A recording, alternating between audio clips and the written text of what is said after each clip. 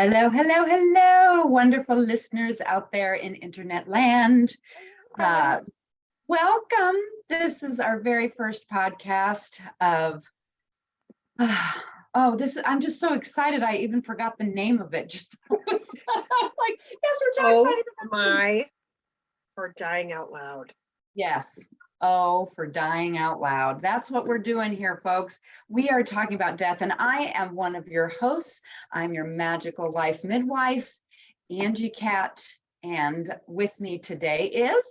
I am your not so magical death doula, Laura Shaw, and I am excited to be here with her. Oh, awesome. Yeah, we're doing this together, and don't sell yourself short. Magical. Death doula sounds really kind of ominous, but it is very magical. It is very magical. So let's talk real briefly about what this podcast is. Oh, for dying out loud. We're just trying to change the conversation around death. That's it. Yep, that's it. In a nutshell. Yeah. So, yeah. So as we talk about death, we want to make it much like mental well-being, which, we're trying to normalize that conversation. That's a whole nother podcast. We're trying to normalize the conversation around talking about death. It's not scary. It doesn't have to be scary. Your family needs you to talk about death. You need to talk about your death. Why? So that we can prepare for a beautiful, sacred, magical transition, but also so that we can learn how to live well.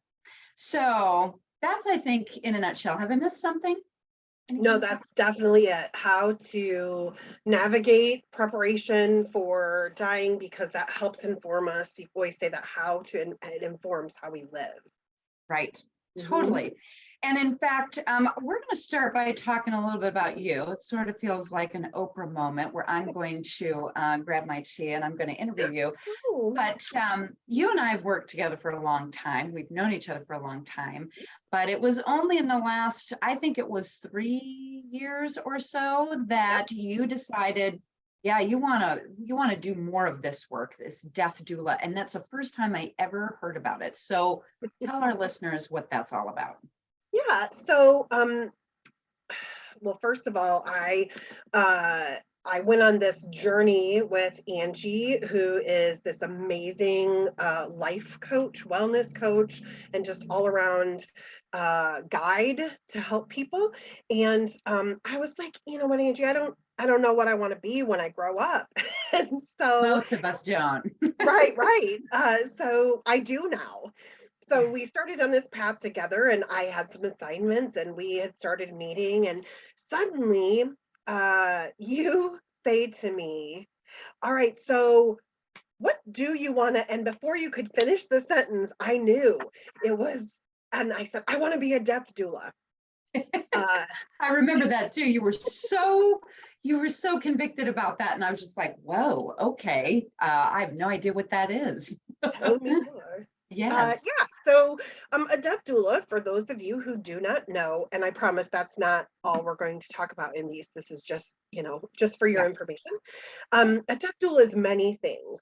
So first and foremost, it is a way to help a person who is dying and their family navigate between hospice and doctors and dying at home if possible.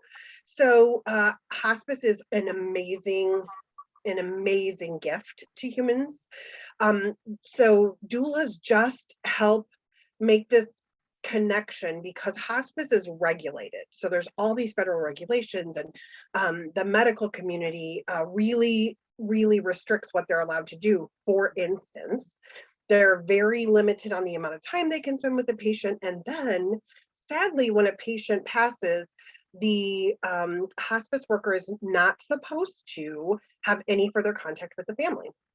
So they don't get to go to the funeral. They don't get to check in on the family, which I was appalled to learn about. So it just seems like throwaway. Like, my job is done here. It's all up to you now. Figure it out. Yeah, call me the next time someone's going to die. How awful is that? Right. So a Yeah. death doula is really just a end of life doula is a much nicer way to say it for people. I'm fine with death doula.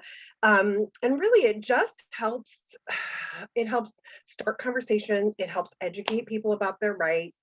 It can help do things like give the family like legacy projects. So if a person who is dying wants to video record or answer questions or write a story, or so there's just lots of different ways that an end of life doula, it does not replace hospice. It does not replace at-home healthcare typically, because doulas typically are not coming into, we don't give meds, we don't bathe, but we help you understand the process of dying, to make it more comfortable for everybody involved. So that's really what a death doula does, and that's what we are. And when you first told me about this, and as I've been with you along your journey of getting your certification and learning all about that, I myself learned a ton. And I know I'm only scratching the surface, but this whole idea of, like you said, hospice is wonderful. They are amazing. But by the time they're coming in to talk to the family, they've got paperwork. Here's the meds we're going to give them to make them comfortable. The family's already in pre-grieving, like they're emotional and trying to navigate all of this. When they come in, spend a half an hour, do their thing, and they're gone, having a death doula there to go, okay, let me help you remember this, let me help you process, not just the paperwork. It's not just about the paperwork. It is also about making that a sacred experience instead of such a dry, methodical, clinical experience, like we're just waiting for them to kick the bucket and then we're gone, Right. And then we're calling funeral home and they're coming and taking away, and we're having a funeral, and then they're dead and we're done. Right. We're Right. taking that away because we all deserve more than that at the end of our life. And we all would wish for more than that for ourselves and for our loved ones, I assume. Right. Right. Well, you would think that, but when you told me about the fact that, for example, in our great state of Iowa, the law says that you can have the body at home for 3 days. Yes. And I was shocked by that because, number one, I didn't think that anybody, would have the ability to do that or would want to. And I think, and that's horrible for me to say, but that's just a testament to our culture that death is something scary, dirty, something we don't want to touch, we don't want to be there. And that is so far removed from what our tribal ancestry is all about, right? Like right. the Irish wake, that I think people have gotten into this throwaway society where it's just like, well, they're done and gone. We need to move on and, clean house, instead of really being in that space for a moment and doing that process of grieving, and making it a celebration of life also, because this also helps to inform our understanding of what happens after they die. And that's where, the mediumship comes in for me, is that I can help people understand that life doesn't end there. Right. Absolutely.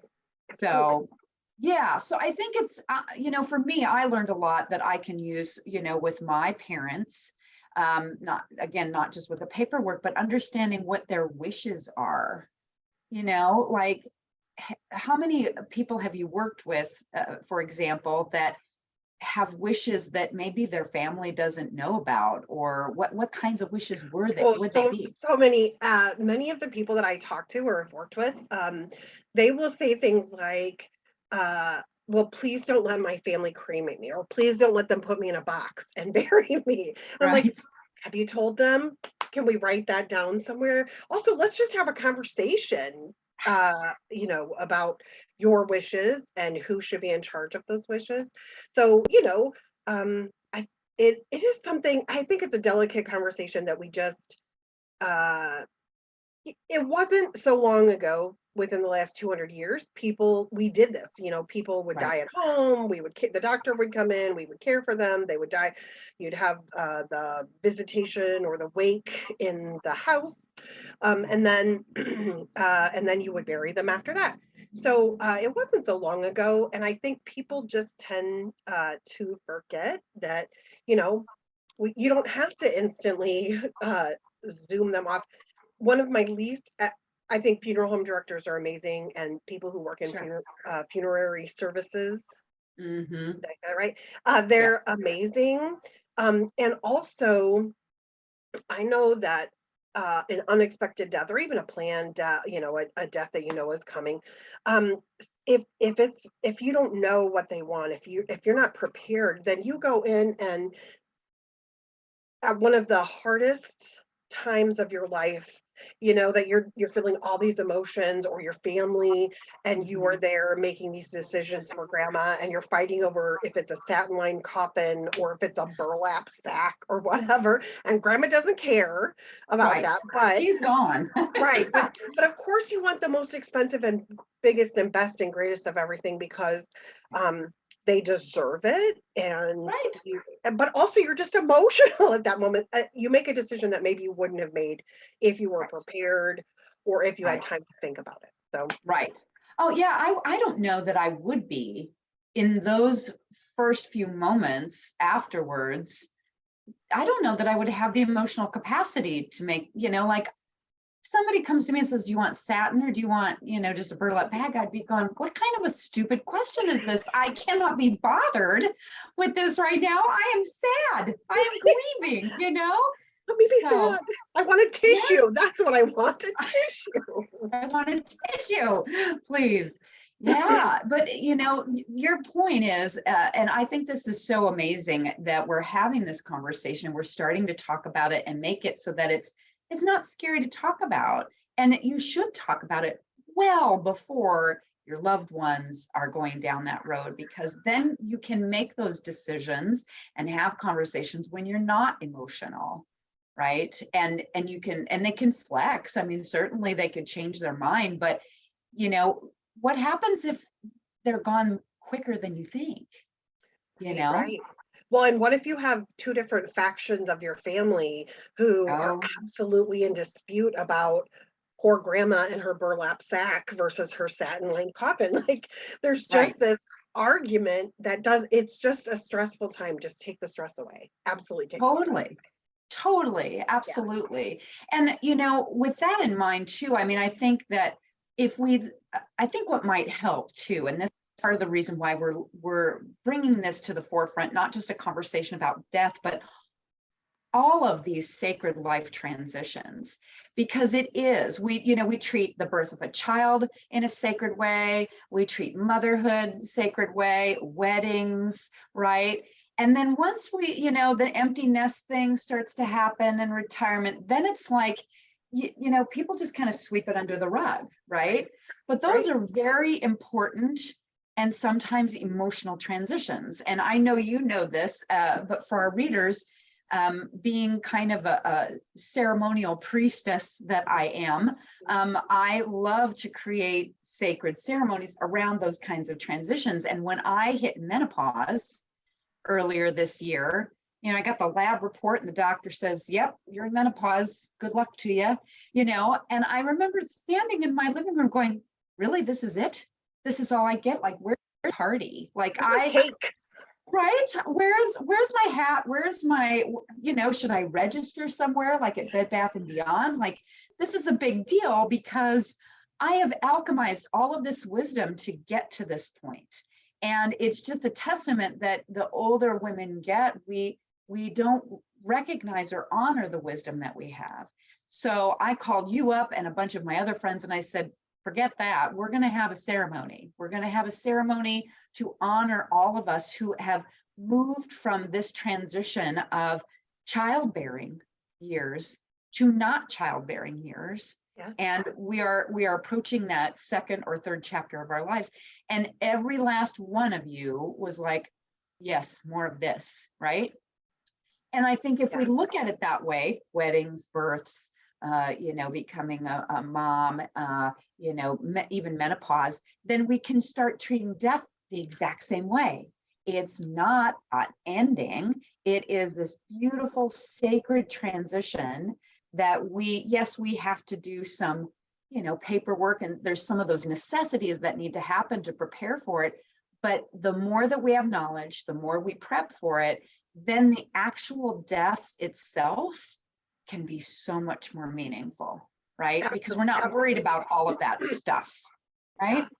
Well, and I think too, so there's just this entire movement, and I know that we don't seem to catch on very quickly across the country, but there is this whole movement of taking things back. So, there's lots of options for funerals. There's natural birth. There's natural burials. There's natural birth too, but we're not talking. That's a different podcast. No, that's a different podcast. Right, different podcast. There's natural burials. There's cremation. There's aqua. You just have all these options in this country nowadays. But also, like, there's just this power in taking over. Getting to, for the person who's dying, getting to be a little more in control of what's going to happen, what it's going to look like, who gets to take care of me, who doesn't get to take care of me, what I want it to look like. I just read an article maybe a week ago. There was a woman, and I cannot remember where she was from. She attended her own funeral. She threw a funeral before she died because she was terminally ill, and she just wanted to be there to say goodbye. It was this beautiful celebration. Tears, of course, but she also got to go out the way she wanted to, and what a gift and treasure that is for both her end, but also for all the people who knew her. So I think it's stealing that idea. I'm going to have a rehearsal dinner for my death. That's what I'm doing. Right? How beautiful is that? Yes. It's just, we've made it so scary. And so even if it's not scary, it's like you said, it's kind of hands off. Like, no, even when I say to people, no, I've told my children that they will keep my body in my house for 3 days. Now there's some caveats to when you can't do it. So there's all that, but I'm like, you will keep my body in my house for 3 days, and you will take care of me. You will grieve. You will wash me, because you go to a funeral home, they wash the body, they put clothes on the body, whatever they're going to do. And I just think it's so important. And I don't tell my kids, but 100% they don't have to keep me for 3 full days. But what I do want is for them to give themselves permission to keep me and just sit with me the last time in their lifetime that they will be in a room with this physical body. Right. It's just an important thing to pause. Just pause. Whether that's 3 hours, it's got to be longer than 3 minutes. Right. But I like to tell them 3 days because it really freaks them out. But just slow down and take your time and just exist and just grieve with that person. And yeah, there's not this urgency to do something, right? There, like, oh God, they've died, we have to do something now. And the beautiful thing is you don't have to do anything. You could spend 30 minutes, you can spend 3 days, and just allow yourself, there's that pregnant pause, really, of really being present to what just happened, which is that they left this earthly body and they are now on the other side of the veil. And what a beautiful homecoming, to kind of celebrate. But there's also, yes, we grieve because we are going to miss their physical presence, and that's understandable. But and I think this plays into the whole mental well-being thing that is really top of mind anymore, is that when we kind of rush through our feelings, that's when it becomes a major problem, right? We just want to be with it, So I think this is so important and so lovely. And even from the paperwork side, because I know, I'm not going to name any names, but there are people who are of my age group that still don't have their paperwork in order. And, it's super important, because you think about, what happens if I go out and step off the curb and get hit by a bus tomorrow? Are people going to, keep me on a ventilator? That's not what I want, So, but they won't know that because I don't have that down. And where are they going to find the right paperwork? And I know I've been talking with my own parents about this, and I'm blessed because my parents have no problem talking about it. And my dad in particular is very keen on making sure that we know where everything is. We know what the wishes are. We know who to contact. And we know, when he leaves first, that we can take care of mom and we can come in and it'll be an easy transition.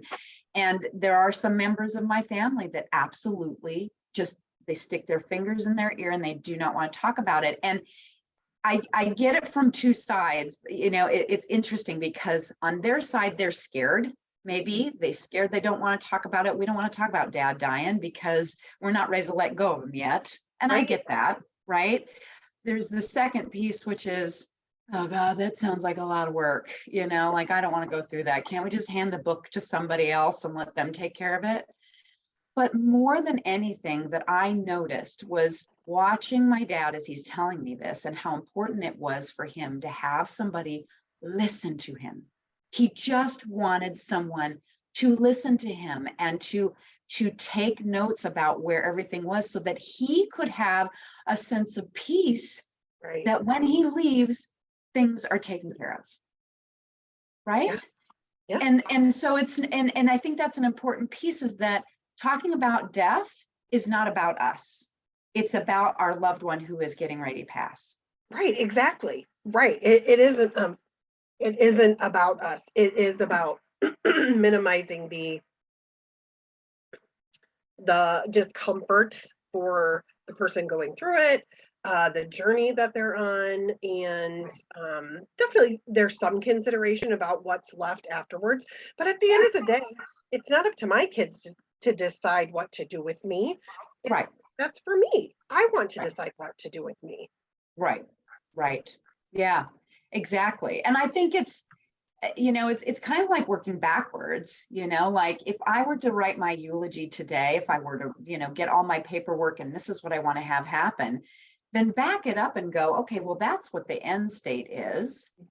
Now, what am I going to do before that to live fully until I get to that point? Right. I do think it can inform the way that we live. And the more that we learn about death and the dying process and all of that, I think knowledge is power in that instance, for sure. I mean, I learned a few things about the dying process, which we'll cover in another podcast, but it was very helpful when my grandfather was passing. Mhm.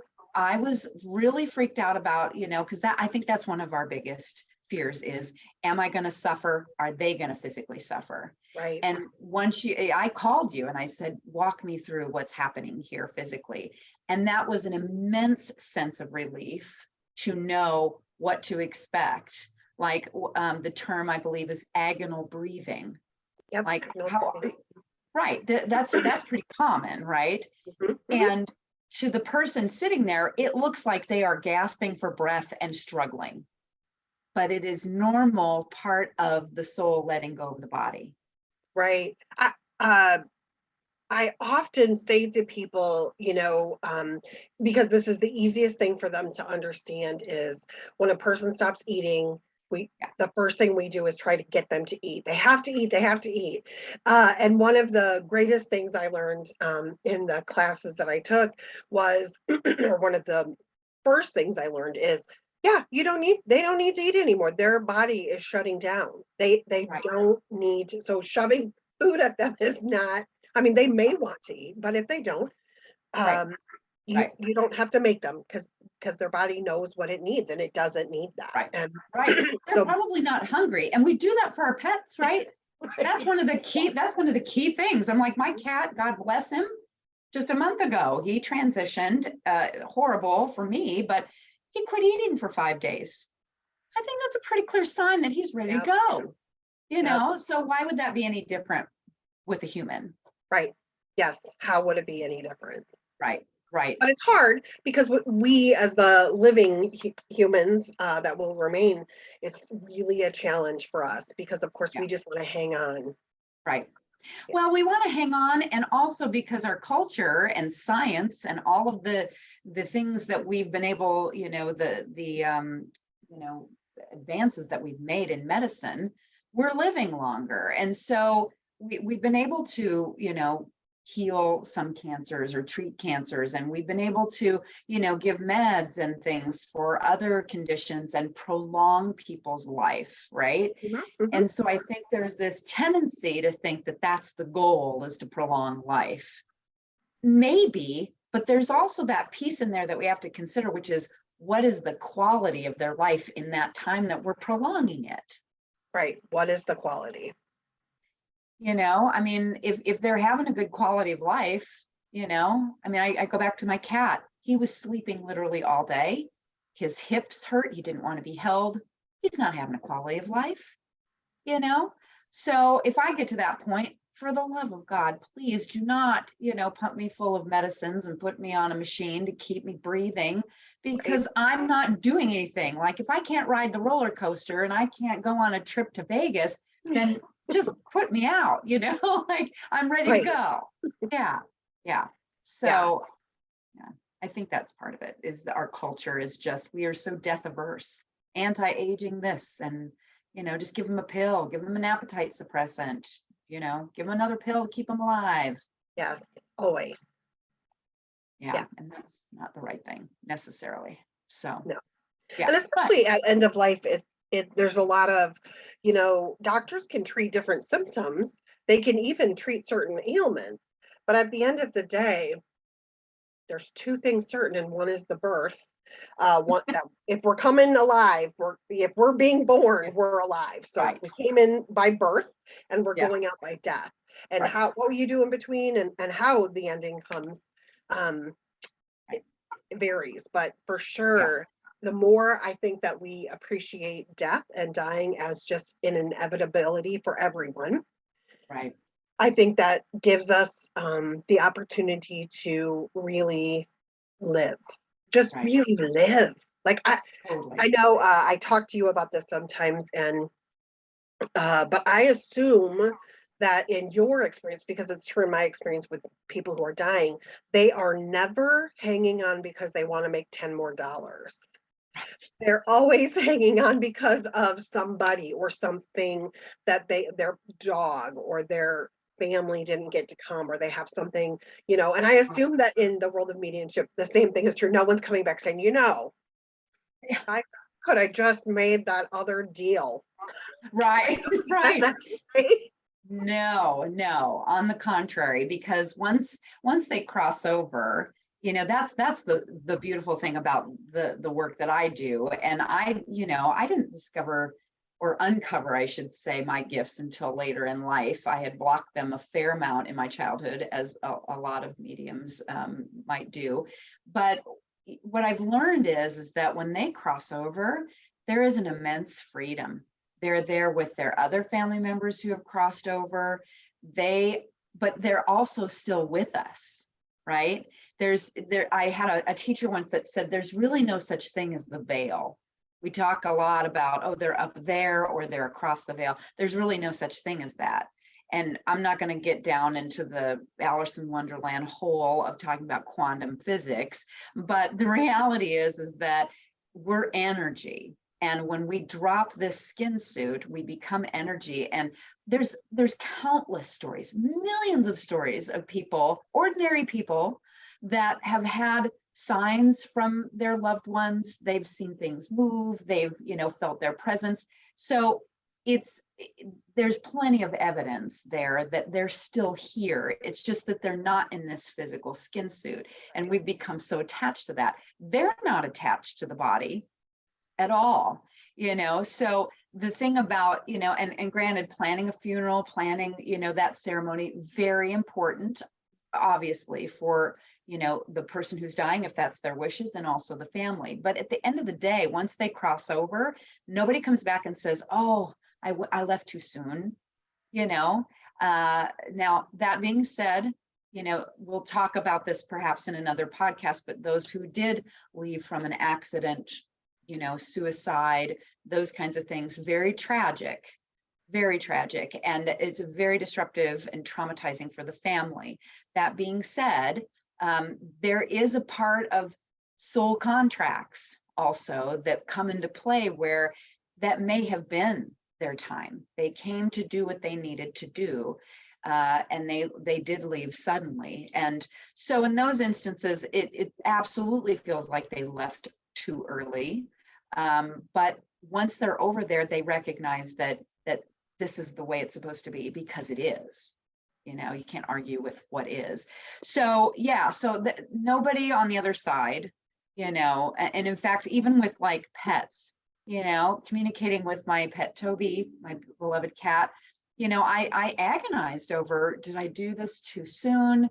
Should I have done something? Shoulda, woulda, coulda. And the message that came back was, look, I would have held on for you because I loved you, and you were clearly going to have a difficult time. But otherwise, in the wild, they wouldn't have held on. Right. And also he was in such misery.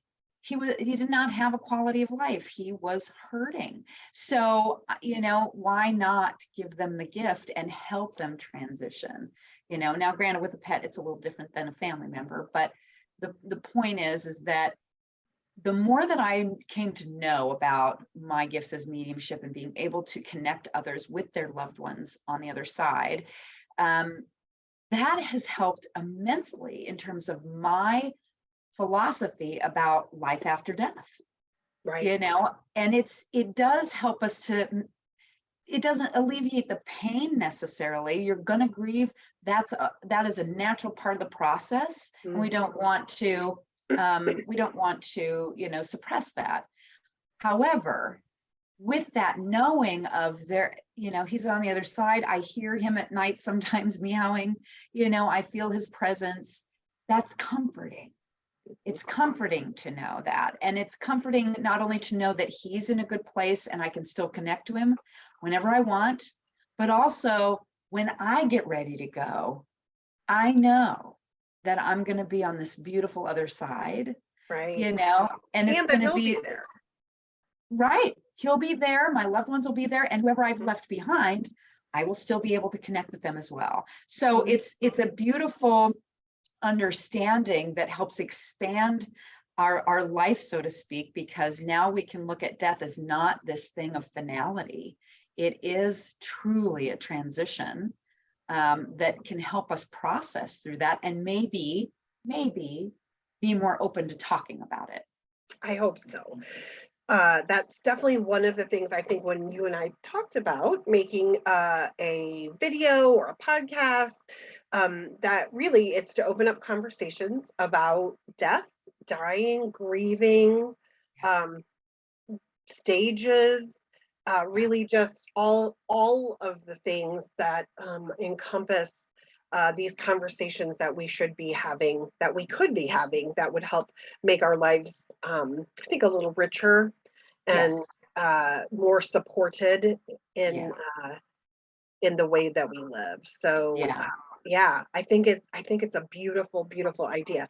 And I did want to say that, and I know we'll talk about this in more detail in the future, but just as a teaser, let's call it, definitely in every country, in every tradition, in every space on this earth, when people die, they often will start talking about the angels, their family members, what they see.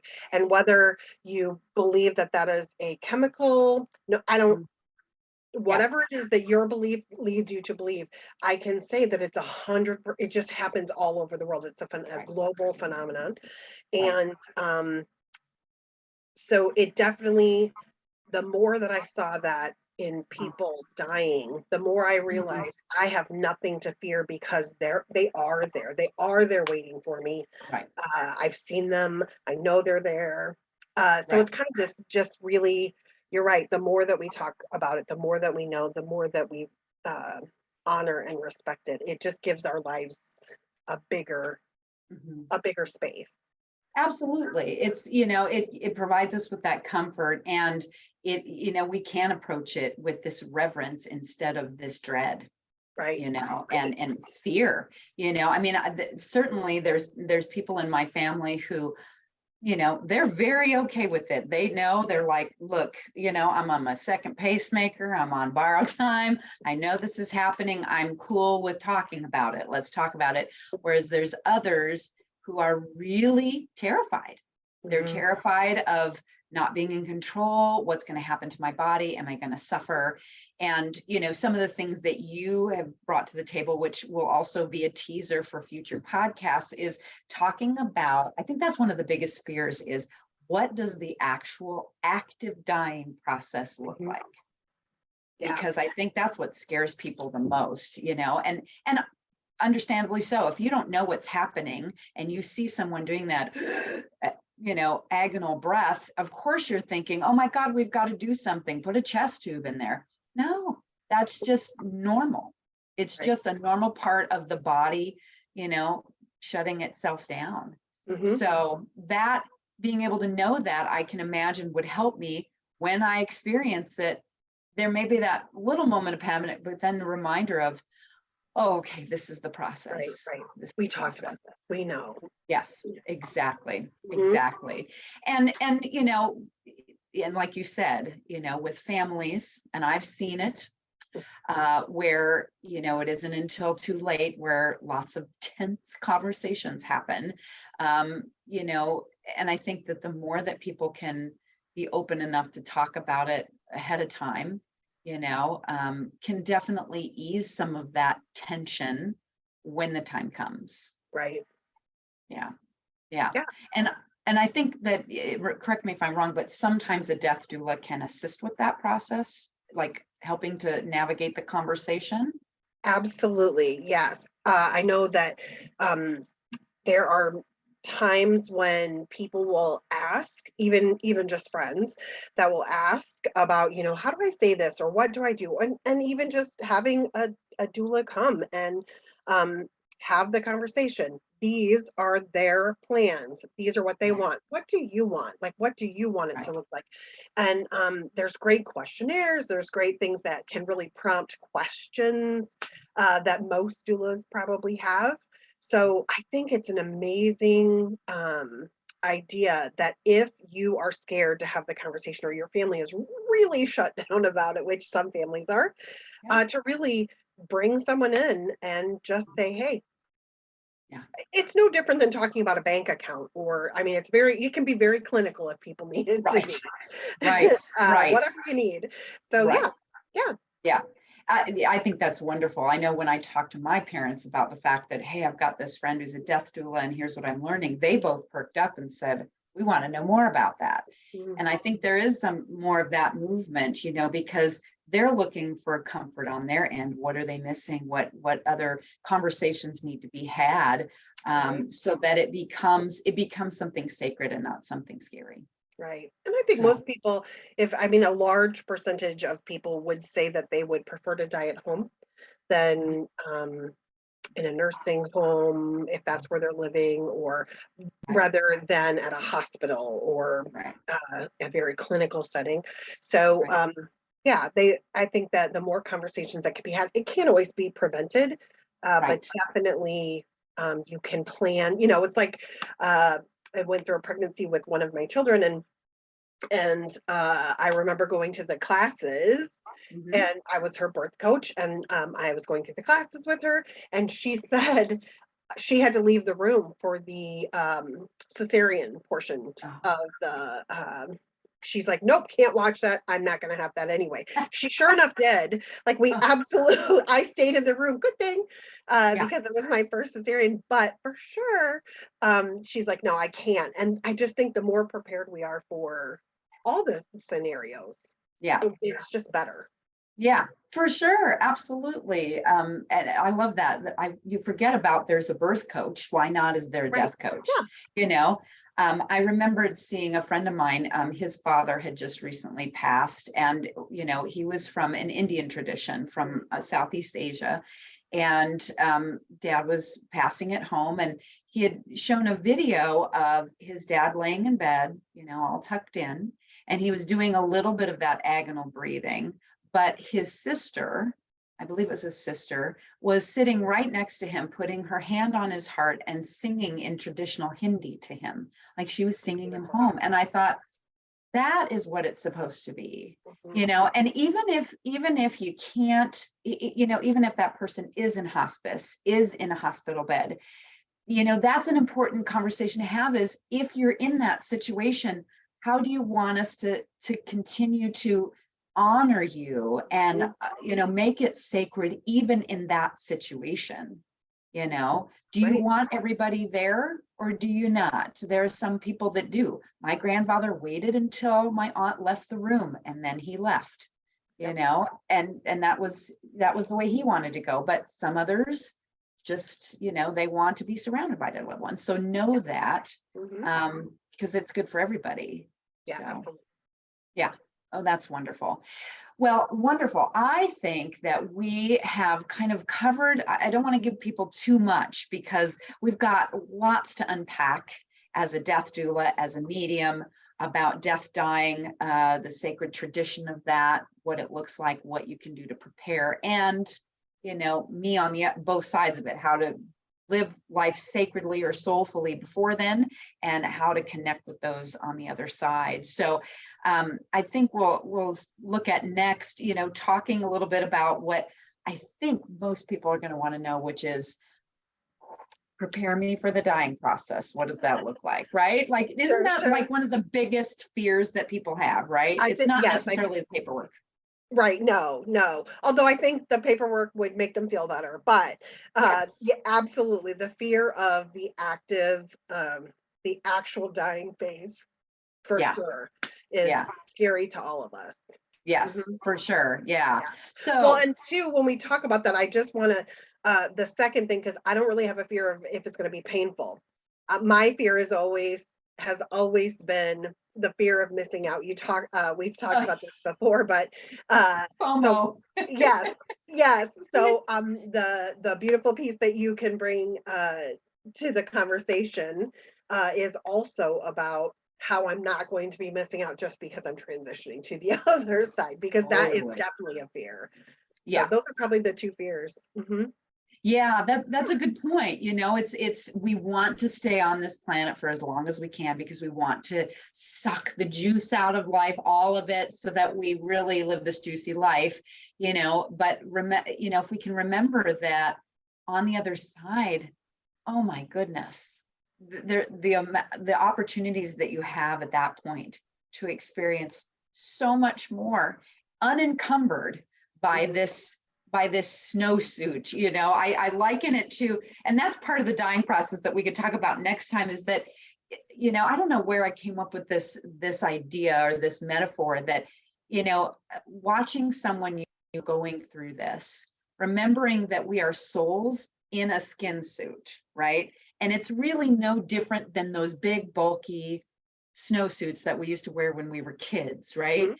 And they're just a pain in the butt. And you get in them and you're hot and you're stuffy and you need to now get out of it because that's what you need to do to transition. And sometimes getting out of your snowsuit is easy. The zipper slides and you just slip right out and you're done.